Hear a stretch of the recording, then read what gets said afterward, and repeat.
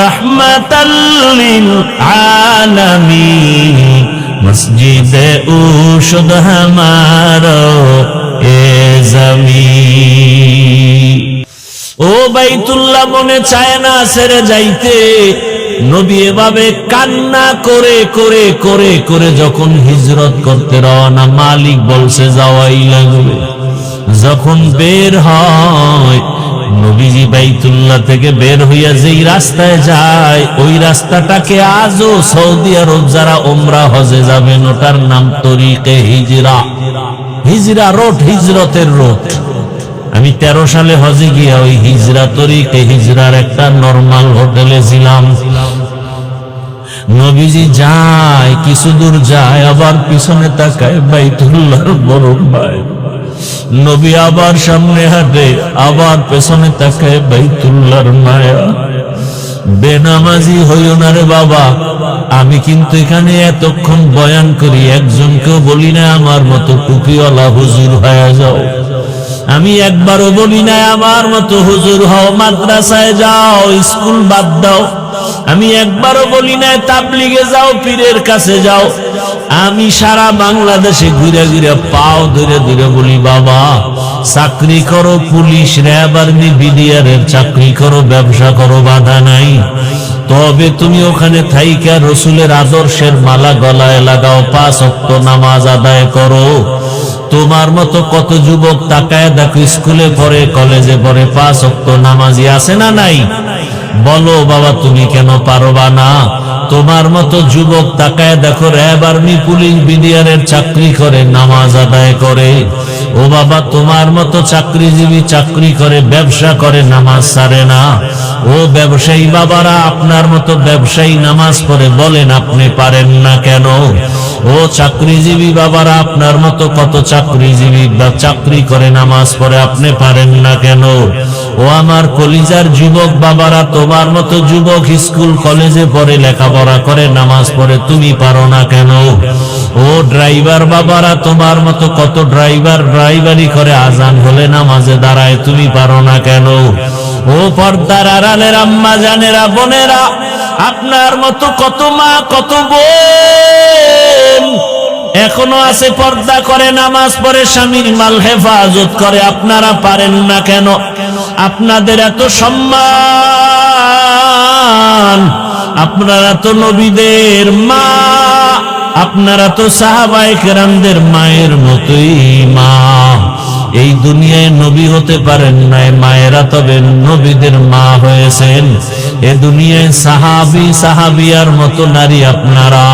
খাদিজা রাদিয়াল্লাহু আনহার মতো নারী, ফাতেমা রাদিয়াল্লাহু আনহার মতো নারী, আয়েশা রাদিয়াল্লাহু আনহার মতো নারী। ও পর্দার আড়ালের আম্মা জানেরা, আপনার ছেলেটাকে আপনি ডাক্তার বানাবেন, প্রফেসর বানাবেন, ইঞ্জিনিয়ার বানাবেন, বাধা নাই। তবে আমার দাবি একটাই, ডাক্তার জাকির নায়েকের এত সুনাম কেন? টাকার কারণে, ক্ষমতার কারণে নয়, নবীজির আদর্শের কারণে। আপনার সন্তান ডাক্তার হবে, নেককার, নামাজি, পর্দাওয়ালা। আপনার সন্তান ডাক্তারিও করবে, নামাজ পড়বে, কোরআন তেলাওয়াত করে, মা বাবার জন্য দোয়া করবে। ও যুবক বাবা, তুমি ডাক্তার হও, প্রফেসর হও, ইঞ্জিনিয়ার হও, বাধা নাই। তবে মা বাবার দোয়া নিয়া, শিক্ষকের দোয়া নিয়া, উলামায়ে কেরামের দোয়া নিয়া, নবীজির আদর্শ মেনে চলবা, জীবনটা ধন্য হয়ে যাবে। ওই বাইতুল্লাহর দিকে আগাইতে থাকো। আজকে তো তুমি চোখ বন্ধ অন্ধের মতো সেজদা দাও, বাইতুল্লাহ সামনে নাই। যেদিন বাইতুল্লাহর সামনে গিয়ে একটা সেজদা দিবা, মনে হয় যেন তোমার জীবনের শ্রেষ্ঠ সেজদা হবে। আজকে তুমি নামাজে দাঁড়াও, বাইতুল্লাহ সামনে দেখো না। আল্লাহ যদি কবুল করেন, বাইতুল্লাহ সামনে নিয়ে যেদিন নামাজে দাঁড়াইবা, দেখবা আজকে নামাজে দাঁড়াইলে মন বসে না, সেদিন চোখ থেকে পানি পড়া শুরু হয়ে যাবে। এত কান্না, এত কান্না। ওই বাইতুল্লাহ বড় দামি। আল্লাহ পাক রব্বুল আলামিন ওই নবীকে বিজয়ের বেশে আবার বাইতুল্লাহে ফিরাইয়া দিলেন। ওই বাইতুল্লাহ বড় দামি ঘর। ওই বাইতুল্লাহর জিয়ারতের জন্য হাজিরা দৌড়াচ্ছে। কিছুদিন পরেই যখন শুরু হয়ে যাবে, হাজী সাহেবরা হজ করতে যাবে, আরাফার ময়দানে যাবে, আরে 24টা ঘন্টাই কান্না করে লাব্বাইকের আওয়াজ দেয়। নবী বলেন, যারা তোমরা হজে যাইতে এখনো পারো নাই, ওই হাজীদের নমুনা নিজের মধ্যে ঢুকাও। আল্লাহ চায় হাজী সাহেবরা যখন হজের মাস শুরু হয়ে যাবে 1 তারিখ, ওই হাজী সাহেবরা নখ কাটবে না, চুল কাটবে না, আল্লাহর আইন হয়ে গেছে। ও কোরবানি করনেওয়ালারা, তুমি যদিও হজ করতে পারো নাই, হাজীদের নমুনায় তুমিও চুল কাটিও না, নখ কাটিও না কোরবানির আগে। আমার আল্লাহ তোমাকে দেখে একটু মোহাব্বত করবে, মোহাব্বতের নজরে তাকাবেন। ওরে আল্লাহর বান্দারা, এই কোরবানি তো পশু কোরবানি না, আসল কোরবানি তোমার জীবনের ভালোবাসার কোরবানি। আমার আল্লাহ চায় তোমার আমার দিলের কোরবানি। আজকে দেখা যায় মানুষ 20,000 টাকা 30,000 টাকা দিয়ে গরুতে ভাগ হয়, 500 টাকা লাগলেও দেয়, কিন্তু 100 টাকার লোভে চামড়াটা কওমি মাদ্রাসায় দিতে চায় না। আছে না নাই? বলে গেলাম চ্যালেঞ্জ দিয়ে, পৃথিবীতে যত সেবা সংস্থা আছে, শ্রেষ্ঠ কল্যাণমূলক জনকল্যাণমূলক সেবা সংস্থার নাম কওমি মাদ্রাসা।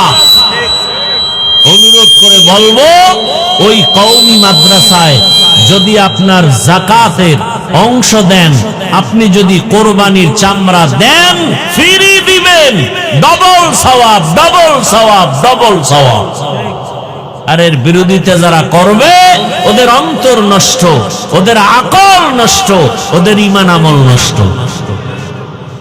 ফ্রি দিবেন, 20,000 30,000 টাকা দিয়ে ভাগ হতে পারেন কোরবানির অংশে, 200-100 টাকা ছেড়ে চামড়াটা আল্লাহর রাস্তায় দিবেন। এখন তো সিন্ডিকেট চলতেছে চামড়ার জগৎ নিয়া, অনেক মাদ্রাসাওয়ালারা কালেকশন করবে না বলেছেন, কিন্তু অনুরোধ করে বলছি, আল্লাহর ওয়াস্তে ফি সাবিলিল্লাহ কওমি মাদ্রাসার এতিম ফান্ডে আপনারা এটা দিবেন। গরিব এতিম অসহায় যারা আছেন, এদের পেছনে এটা খরচ করা হবে। এটা দিলে ডবল সওয়াব। 1 সওয়াব গরিব এতিমের হক আদায় করা হবে, আর 1 সওয়াব হলো এলমে দ্বীন ওরা শিখে, কোরআন হাদিস শিখে, এই এলেমের সহযোগিতা করা হবে। কয় সওয়াব? কি ডিস্টার্ব কেন বাবা? ডবল সওয়াব। আর এর বিরোধিতা যারা করবে, এদের অন্তর খারাপ। আল্লাহ হেদায়াত দান করুন। লা ইয়ানালাল্লাহু লুহুমুহা ওয়ালা দিমাউহা ওয়ালাকিন ইয়ানালুহুত তাকওয়া মিনকুম। ও পর্দার আড়ালের আম্মা জানেরা, বোনেরা, ও যুবক, অনুরোধ করে বলছি, জীবনে তো গুনাহ কম করো নাই, মনে চাইছে নামাজ পড়বা না, পড়ো নাই, মনে চাইছে দাড়ি রাখবা না, রাখো নাই, মনে চাইছে পার্কে যাবা, দৌড়ায়া গেছো, মনে চাইছে মোবাইলে সারা রাত গুনাহ করবা, করেছো, মনে চাইছে নাচ গান করবা, দেখবা, করেছো আর দেখেছো। এখনো কি তোমার অন্তরের আশা পূরণ হয় নাই? তওবা কি করবা না? মরণের ভয় কি নাই রে যুবক? আজকে তুমি এখানে বসে আছো, কালকে 10টার সময় হতে পারো তুমি লাশ। এই যে রমজানের রোজা গেল, ঈদ গেল, কত মানুষ মরে গেল, বাসটা পানির মধ্যে চলে গেল। একটা বাচ্চা সাঁতার কাইতে এসে বলে, আমার আম্মু পানিতে আটকা আছে, তাড়াতাড়ি আমার আম্মুকে বাসের থেকে নিয়ে আইসা বাঁচাও। আবার এক মহিলা সাঁতার কাইতে এসে বলে, আমার বাচ্চা আজ বাসের মধ্যে আটকানো, আমার বাচ্চাটাকে বাঁচাও। এইভাবে চোখের সামনে দিন দিন বিদায়। এমন কোন দিন নাই লাশ নাই। কয়দিন আর বাঁচবা? কই চাকরিজীবী, কই বাড়িওয়ালা, বাড়ি পড়ে আছে, বাড়িওয়ালা নাই। চাকরির জায়গা ঠিকই চাকরি চলতেছে, কিন্তু আগের লোকটা নাই। এইভাবে একদিন বিদায় হতে হবে। আগামীকাল যদি আল্লাহ ডাক দিয়ে আজরাইলের পাঠায় দেয়, ঘুমের ভেতরে ওর জানটা নিয়ে যা। সকাল 10টা 11টায় আম্মু জানাইসা যখন ডাকবে, দেখবে ঘরের মধ্যে বাচ্চার সন্তানের জবানে কোনো আওয়াজ নাই। প্রতিদিন 2 ডাক দিলে সারা দেয়, আজকে এত ডাকি সারা দেয় না কেন? দরজা খুইলা মা সন্তানের হাত বডির মধ্যে হাতটা টাচ করে দেখে পুরো শক্ত, বরফের মতো ঠান্ডা। মা পাগলনির মতো হয়ে চিৎকার দিয়া বলবে, খবর হয়ে গেছে, আমার ছেলেটার দুনিয়ায় বাঁচিয়া নাই। ও যুবক বাবারা, একটু চিন্তা করো, ঘুমের মধ্যেও কত মরণ হয়ে যায়। ও পর্দার আড়ালের মা বোনেরা, কয়দিন আর দুনিয়ায় বাঁচবেন, কখন মরণ হবে জানা নাই। এখনো সময় আছে, তওবা করেন। ওই মা ডাক দিয়া স্বামীকে ডাকবে, ও যুবক, আল্লাহ কুদরতের দরজা খুলে দিলে তুমি দেখবা বাবাও কাঁদতেছে আর বলতেছে আমার সন্তান নাই। মা কাঁদবে আর বলবে আমারে আর মা বলে ডাক দেওয়ার কেউ নাই। অনেকে মা বাবা গ্রামে সারিয়া এই পার্বত্য অঞ্চলে আইসা থাকে, মায়ের খবর পর্যন্ত নিতে পারে না। এই কোরবানিতে জানো না, মা তোমারে রেখে গোশত খায় না। মা তাকায় থাকে সন্তান কখন আসবে, ওর মুখে আগে দিয়া তারপরে আমি খাবো। একটা সন্তানের প্রতি মা বাবার এত মায়া, যেগুলো বুঝাবার কোনো ভাষা নাই রে বাবা। তুমি যেদিন মা বাবা হবা সেদিন তোমার বুঝে আসবে। ও বোনেরা, মায়েরা, পর্দার আড়ালের আমার যুবক বাবারা, বৃদ্ধ বাবাজিরা, ওই বাবায় টেলিফোন করা শুরু করবে, ইমাম সাহেব আমার ছেলেটা মরে গেছে, আপনি জানাজা না দিয়া কোথাও যাবেন না। তুমি দেখতে থাকবা, এক দলকে পাঠাবে বাজারে যাও কাফন কেনার জন্য, আর এক দলকে বলবে কবর খনন করার জন্য বাঁশবাগানে দৌড়াও, আর এক দলকে বলবে ঘরের পেছনে গরম পানি মশারি টানাও। আজকে আমি বলি আমার বাড়ি, আমার গাড়ি, আমার সব, কিন্তু জানোনি আমার গায়ের জামাটা বেলেট দিয়া কেটে কেটে রেখে দিবে। আমার হাতের ঘড়ি আর একজনে দিয়া বলবে এটা আমার হাফিজুর রহমানের ঘড়ি না। এইভাবে যখন লাশটা তোমার আমার ঘর থেকে নামাইয়া গরম পানি দিয়া গোসল করাইয়া, যখন সাদা কাপনের প্যাকেট বানাইয়া খাটের মধ্যে উঠাবে, এইবার জানাজার ময়দানে নিয়ে যাবে, মা জানালা দিয়া চিল্লায় বলবে আমার বাবারে তোমরা কোথায় নিয়ে যাও? বলবে জানাজা দিয়া চিরবিদায়, আর ঘরে আসবে না, কবরে রাখা হবে। মা বলে বিদায় বেলা শেষবারের মতো একটু চেহারাটা দেখাইয়া দাও, আমার বাবার জীবনে আর দেখবো না, আমার বাবাই কই? ও আমার যুবকেরা, ওই মা বাবার সাথে বেয়াদবি করিস না। আল্লাহর কসম, ওই মা বাবার দোয়া ছাড়া আমি হাফিজুর রহমান এই চেয়ারে বসতে পারি না রে বাবা। ওই মা বাবার চোখের পানি আর দোয়ার কারণে তুমি টাকার মালিক, বাড়ির মালিক, গাড়ির মালিক, সম্মানের চেয়ারের মালিক। ওই মা বাবার কথা কেমনে ভুলে গেছো? তোমারে পরীক্ষার হলে পাঠাইয়া মা কান্না করে করে দোয়া করছে, আল্লাহ আমার ছেলেটার পরীক্ষায় কামিয়াবি দান করো। তোমার মা কত কান্না করেছে। ওই মা বাবার জন্য কি তুমি এক ফোঁটা চোখের পানি ফেলতে পারবা না? আল্লাহর কাছে 2 ফোঁটা চোখের পানি ছেড়ে দোয়া করো। আর যার মা বাবা বেঁচে আছে, এই রত্ন হারাইও না, পাইলেই দেখা হলেই দোয়া চাইও। বাবারে বলিও বাবা মনে কষ্ট নিবা না, জীবনে বহু অন্যায় করেছি। মরে যুবকরা যারা গোপনে গিয়া মায়েরে কাঁদাইছো, কত কষ্ট দিয়েছো, অনুরোধ করি বাসায় যাইয়া মায়ের হাতটা ধইরা ক্ষমা চাইয়া নিও। আর মাকে বলিও মা ওয়াজের প্যান্ডেলে তওবা করে আসছি, আর গুনাহ করব না। কিন্তু দুঃখ, অনেকে কান্না করলো, আমার চোখে পানি নাই, গুনার কারণে আল্লাহ বেজার হয়ে গেছে। মা তুমি আমার উপরে বুঝি বেজার, আমার মাথায় হাতটা দিয়া দোয়া করে দাও, আর কোনোদিন বেয়াদবি করব না। মাকে যদি বলতে পারো, দেখবা মায়ের চোখে পানি। মা বলবে বাবা আয় আয়, মাথায় হাতটা দিয়া ডাকবে, ও আরশে আজিমের মালিক, আমার কলিজার সন্তানটারে তুমি কবুল করিয়া নাও। ও বাবা, ওই জানাজা পড়াইয়া যখন কবরের দেশে নিয়ে যাবে, এমন জায়গা যেখানে দিনের বেলাও কেউ যায় না, ভয় লাগে। আজকে আমার ডানে বামে, তোমার ডানে বামে কত ভক্ত বৃন্দের অভাব নাই। এক একা একা চলতে পারো না, কত গার্ড আইসা তোমারে আগায় দেয়। কবরে রাখার পরে এমন হালাত হবে, মাটি পাড়ায়া পাড়ায়া দিয়া যখন বিদায় হবে, ওই কবরে কেউ নাই। অন্ধকার কবরে তখন ডানে মাটি, বামে মাটি, উপরে নিচে মাটি।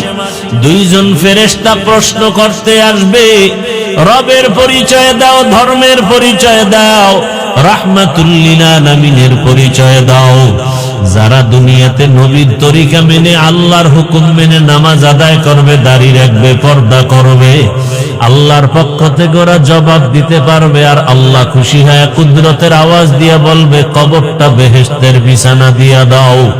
কিন্তু কপাল পোড়া আমরা যারা বেনামাজি, নামাজ ঠিক মতো পড়ি না, গুনাহ করি, দাড়ি নাই, নামাজ নাই, পর্দা নাই, মা বাবার সাথে ভালো ব্যবহার নাই, এই বেনামাজি অবস্থায় যদি কবরের ডাক আসিয়া যায়, ওই কবরে যখন প্রশ্ন করা হবে, বেনামাজি একটা জবাব দিতে পারবে না, বারবার বলবে হা হা লা আদরি, আফসোস আমি কিছুই জানি না, কিছুই জানি না।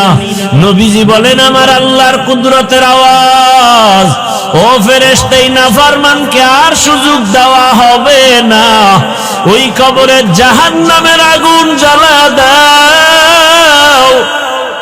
ওই কবরের মাটি দুই পার্শ্ব থেকে জোরে জোরে চাপ দিবে।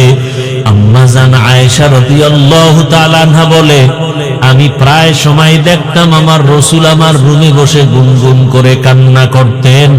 আমি মাঝে মাঝে জিজ্ঞাসা করতাম, ইয়া রাসূলুল্লাহ, আপনি আমার রুমে বসে কান্না করেন কেন?